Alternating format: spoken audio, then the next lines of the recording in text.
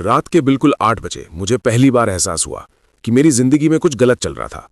ना जोर से, ना ड्रामा के साथ, बस चुपचाप। मैं सब कुछ सही कर रहा था, फिर भी अंदर से कुछ महसूस ही नहीं हो रहा था। यह सक्सेस स्टोरी नहीं है, ये एक वेकअप स्टोरी है। क्योंकि कभी कभी जिंदगी टूटती नहीं है, बस धीरे धीरे सुन्न हो जाती है। अगर तुम्हारे दिन बिजी लगते हैं पर दिमाग खाली लगता है, अगर तुम हमेशा कुछ ना कुछ कर रहे हो फिर भी सैटिस्फाइड फील नहीं होता, तो थोड़ा ध्यान से सुनो। ज्यादातर लोग सोचते हैं रात सिर्फ रेस्ट के लिए होती है, पर ऐसा नहीं है। रात वो वक्त होता है जहां पैटर्न्स रिपीट होते हैं, हैबिट्स पक्की होती हैं और आइडेंटिटी शेप होती है। और ज्यादातर लोग अपनी रात स्क्रीन के हवाले कर देते हैं। स्क्रोलिंग, बचना, अवॉइड करना। इसलिए नहीं क्योंकि वो लेजी हैं, बल्कि इसलिए क्योंकि साइलेंस अनकंफर्टेबल होता है। खामोशी वो सवाल पूछती है जिन्हें तुम पूरे दिन टालते रहते हो। रात के 8 बजे डिस्ट्रैक्शंस पीक पर होते हैं, लेकिन सच्चाई भी तभी आती है। एनर्जी कम होती है, डिफेंसेस वीक होते हैं और पहली बार तुम अपनी आवाज सुन पाते हो। वही मोमेंट था जब मैंने भागना बंद किया। मैंने एक रूल बनाया, एक अनकंफर्टेबल डिसीजन।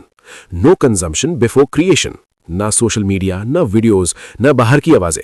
क्योंकि मुझे एक पेनफुल बात समझ आई। मैं स्ट्रेंजर्स को अपने दिन का लास्ट वर्ड देने लगा था। तो मैं शांत होकर बैठ गया। ना फोन, ना म्यूजिक, बस मैं। और जो थॉट्स मैं अवॉइड कर रहा था वो सब सामने आने लगे। रिग्रेट चिल्लाता नहीं है, वो इंतजार करता है। और रात को वो साफ बोलता है। हर रात मैंने अपने आप से एक सवाल पूछा, आज के दिन ने मुझे किस इंसान की तरफ धकेल दिया। न ये कि मैंने क्या अचीव किया, न ये कि मैं कहां फेल हुआ, बल्कि ये कि मैंने किस तरह का इंसान प्रैक्टिस किया। क्योंकि सच ये है, तुम एक दिन उठकर कोई नया इंसान नहीं बन जाते, तुम उस इंसान की रिहर्सल हर रात करते हो। फिर मैंने लिखना शुरू किया। सुंदर नहीं, स्मार्ट नहीं, बस सच्चा। क्योंकि जब सब कुछ दिमाग के अंदर रहता है तो दिमाग झूठ बोलता है। लिखना सच को बाहर लाता है। रात को ईगो थक चुका होता है, वो गलत चॉइसेस को डिफेंड करना बंद कर देता है। इसलिए रात का रिफ्लेक्शन ज्यादा काम करता है। जब एक्सक्यूजेस जाते हैं तब क्लैरिटी आती है। टाइम के साथ कुछ बदलने लगा। मैं कम रिएक्ट करने लगा, नींद गहरी होने लगी, मन शांत रहने लगा। इसलिए नहीं क्योंकि जिंदगी इजी हो गई, बल्कि इसलिए क्योंकि मैं अपने आप से भागना बंद कर चुका था।